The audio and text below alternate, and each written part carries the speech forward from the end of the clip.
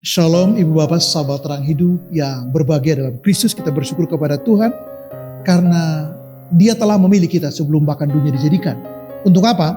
Supaya kita percaya dan mengimani Dia. Ini tidak disebabkan karena usaha kita, bukan karena achievement kita, tapi anugerah Allah di mana kita boleh mengenal Kristus.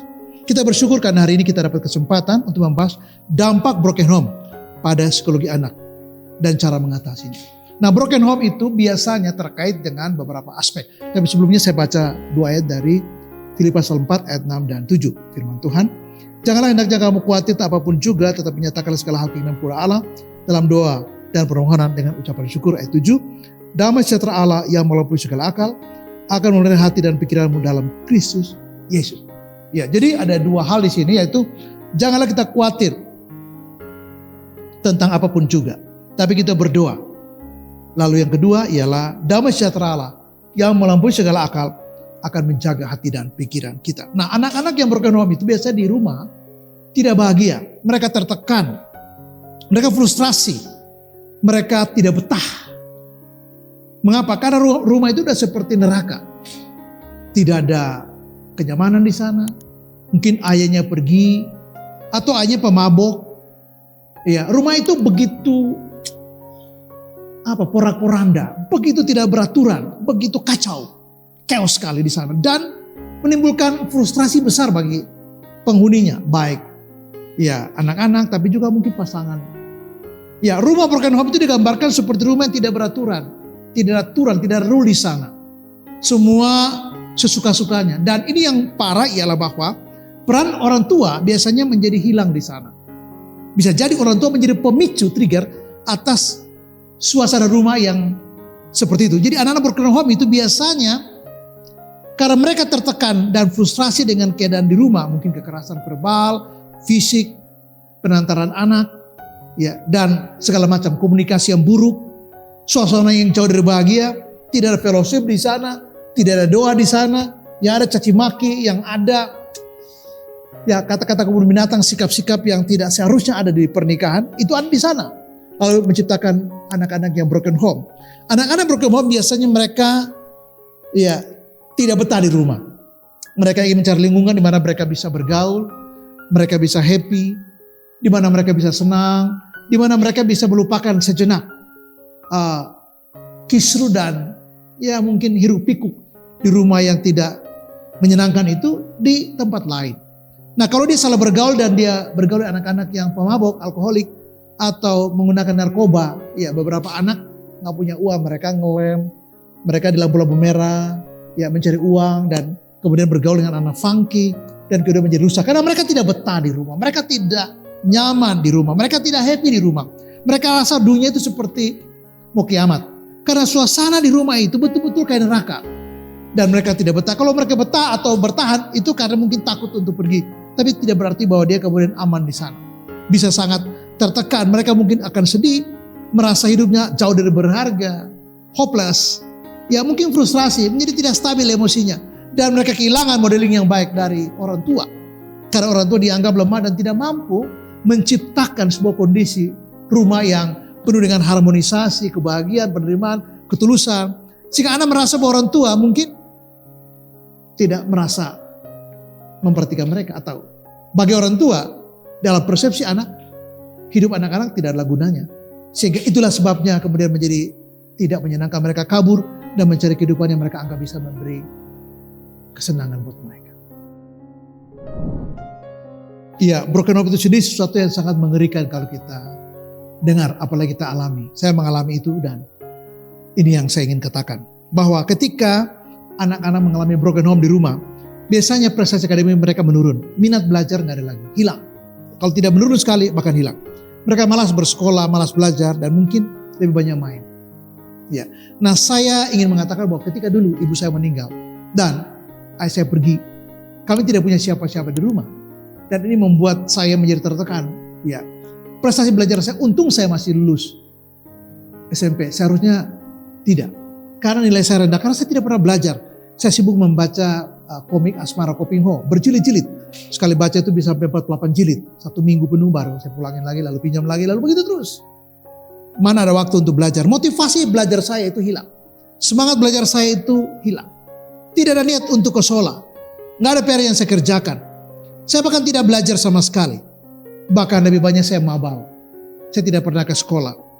Dan beberapa kasus yang lain, bukan cuma prestasi akademik anak-anak yang broken home itu merosot. Mereka melakukan banyak sekali tindakan yang destruktif. Misalnya mereka sering bikin ulah di sekolah. Mereka mengganggu anak-anak. Mereka ngebully anak-anak yang lain. Ya kadang-kadang mereka terlibat dalam berbagai perkelahian atau tawuran. Kenapa? Karena di rumah sudah tidak menyenangkan. Beberapa anak bahkan tidak pernah pulang. Karena mau pulang juga tidak menyenangkan di rumah. Kalau juga nggak pulang ada yang nyari. Boro-boro nyari.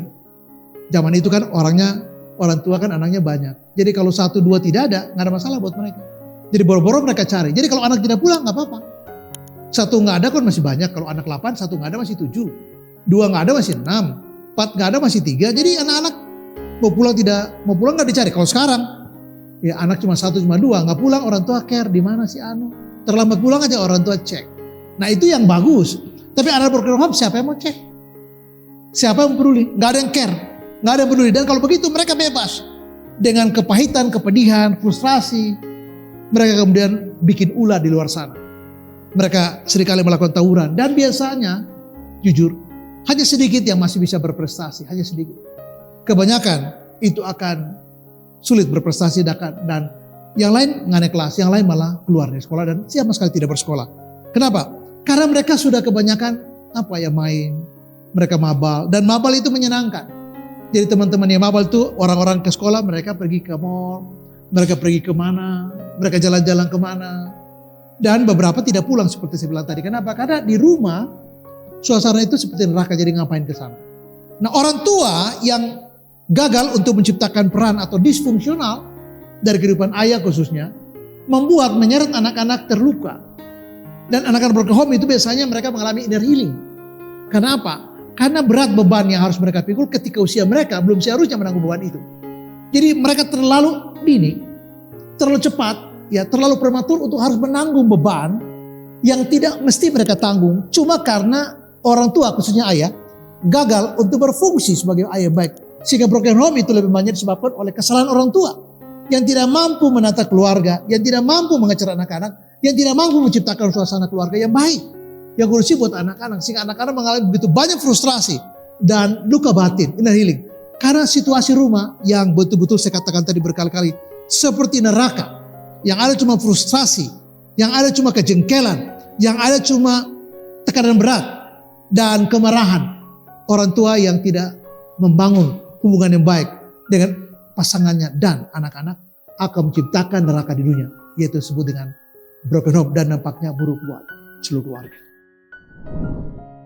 Hal yang ketiga, anak-anak yang broken home itu bisa mengalami gangguan kecemasannya. Dari yang sederhana menjadi berat. Yang sederhana itu barangkali mereka menjadi tadi saya singgung. Mereka menjadi tidak betah di rumah dan mungkin frustrasi dengan suasana itu. Tapi kalau lebih dari itu, mereka kemudian melakukan banyak sekali pelarian. Karena sudah tidak nyaman di rumah, mereka melakukan banyak pelarian. Nah, pelarian yang paling menakutkan itu ketika mereka bergaul dengan anak-anak yang funky. Menggunakan narkoba. Pelarian mereka ke judi, kehidupan malam, dan seks bebas. Beberapa anak perempuan, karena broken home, kemudian menjual dirinya. Kemudian jatuh di tangan mucikari dan kemudian menjadi wanita panggilan. Padahal umurnya masih belasan tahun. Melakukan banyak seks bebas. Dan pelarian seperti itu sangat mengerikan. Buat kehidupan anak-anak dan masa depan mereka. Yang lain itu mereka berontak dan mentang yang namanya otoritas. Rasa respect pada otoritas itu gak ada. Ke guru, ke orang tua, ke gereja, ke pemerintah itu gak ada. Dan ini bibit-bibit untuk anak-anak juga mengalami psikopat. Beberapa anak-anak yang menentang begitu kuat, mereka yang namanya otoritas itu mereka tidak suka. Mereka ingin kebebasan. Nah, kebebasan yang mereka maksudkan adalah pemberontakan sebenarnya. Mereka tidak suka dengan rule, tidak suka dengan aturan, tidak suka dengan prosedural. Biasanya orang-orang yang gak bisa antri, apakah belanja, apakah sedang dalam keadaan macet, yang memakai banyak kekerasan untuk bisa supaya cepat, termasuk beberapa orang yang memakai simbol-simbol polisi atau tentara, padahal itu plat palsu. Mengangkat senjata atau pistol dan menembak ke udara itu palsu. Nah, orang-orang itu sebenarnya orang-orang yang punya bibit-bibit untuk psikopat. Orang-orang yang tidak bisa menahan emosi mereka, kemarahan mereka. Karena mereka menentang otoritas. Mereka tidak suka otoritas. Mereka berontak pada otoritas. Dan yang paling menyedihkan lagi adalah mereka bisa pilih untuk bunuh diri. Karena merasa bahwa hidup ini jauh dari apa yang mereka harapkan dan inginkan. Jangan harap mereka mau berdoa. Jangan harap mereka mau datang ke gereja. Mengapa? Karena mereka terluka. Karena mereka pelarian. Mereka berontak pada otoritas dan menentang otoritas sendiri. Di titik yang paling nadir mereka memilih untuk bunuh diri karena merasa bahwa ini mungkin jalan keluar yang terbaik. Di mana dia melupakan semua kepedihan. Dia melupakan semua kecemasan. Dan gangguan kecemasan di titik ini menjadi rawan sekali, butuh intervensi khusus.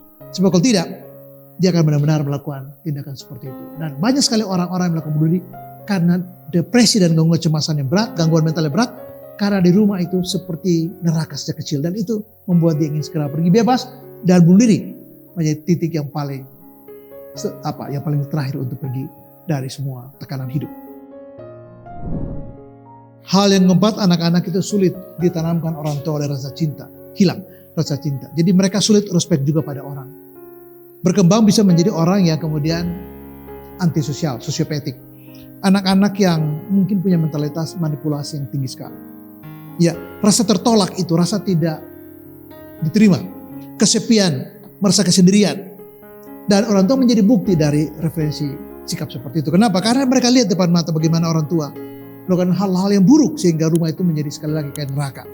Nah, mereka menjadi orang yang gampang sekali terganggu emosinya, menjadi rapuh sekali, gampang marah, ya dan sensitif sekali. Biasanya penerimaan diri mereka juga menjadi rendah dan selalu lapar karena kasih sayang karena mereka tidak dapatkan di rumah.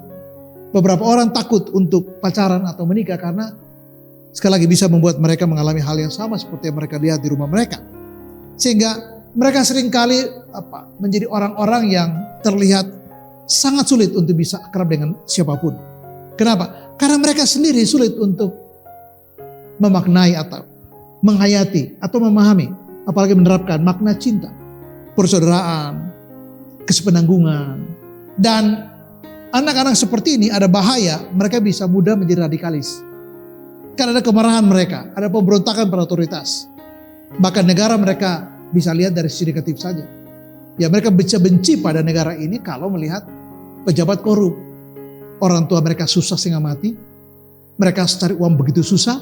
Di rumah kayak neraka, sementara orang lain yang korup bermiliar-miliar, bertriliun-triliun itu nggak diproses. Dan kalau orang-orang begini tidak ditangani dengan baik, sekali cuci otak, nggak ada cinta pada tanah air. Nggak ada cinta pada siapapun, pada sesama, pada kemanusiaan. Mereka bisa sangat radikalis dan mungkin saya bilang tadi karena antisosial, sosiopatik, mereka bisa jadi menjadi orang-orang yang psikopat. Dan kalau itu benar, ini bukan psikopat karena pengaruh ideologis, ya meyakini sesuatu yang bersifat ideologi, tapi kepada pragmatisme. Karena jiwanya rusak, karena merasa bahwa di rumah sejak kecil yang ada cuma kekacauan, penderitaan, penolakan, dan kerapuhan. Dan ketika itu terjadi, orang tua telah mengantar anak menjadi orang-orang yang calon psikopat sejati. Dan orang tua telah membantu anak-anak menjadi calon radikalis dan teroris. Mengapa? Karena anak-anak ada bibit kemarahan, kebencian yang lahir karena rumah yang betul-betul tidak mendukung buat mereka maju. Anak-anak broken home itu menjadi sangat sulit untuk bisa menjadi anak-anak yang soleh atau soleha. Anak-anak yang baik yang takut akan Tuhan. Kecuali mereka bertobat dan mengenal Yesus. Mereka bisa dipulihkan oleh Tuhan. Tapi kalau tidak, di ujungnya yang ada cuma adalah kehancuran. Di ujungnya cuma ada rasa takut. Bahwa kehidupan ini terlalu ngeri. Para kehidupan ini adalah berkat dan anugerah. Tapi bagi anak-anak seperti ini adalah cuma kegerian dan sesuatu yang menakutkan. Untuk menutup dengan saya mengatakan bahwa jangan bercerai karena itu dampaknya buruk. Hindari konflik orang tua, baik pasangan suami istri, istri atau suami, juga dengan anak. Hadirkan suasana positif yang baik untuk anak-anak bertumbuh dalam Kristus. Selesaikan masalah dan coba hindari pertengkaran apapun juga alasannya. Jangan saling menyalahkan karena itu memicu untuk anak-anak menjadi terluka dan tidak menghargai berkat Tuhan dalam kehidupan mereka. Nah, bawa anak-anak sejak kecil untuk mengenal Yesus dan kita menjadi orang tua yang mengenal Yesus. Jika anak-anak itu bisa ada dalam Yesus, merasakan kasih Kristus, merasakan penerimaan sempurna dari Yesus, merasakan apa yang dimaksud dengan kebaikan? Apa yang dimaksud dengan kasih sayang? Apa dimaksud dengan penerimaan tanpa syarat? Apa yang dimaksud dengan pengampunan? Dan anak-anak itu ketika dibawa pada Yesus, Alkitab katakan, maka damai sejahtera yang melampaui segala akal akan menjaga kehidupan rumah tangga ini. Akan menjaga suami dan istri dan menjaga anak-anak. Supaya mereka tidak menjadi hancur karena keluarga yang broken home. Terus memberkati dan shalom. Amin.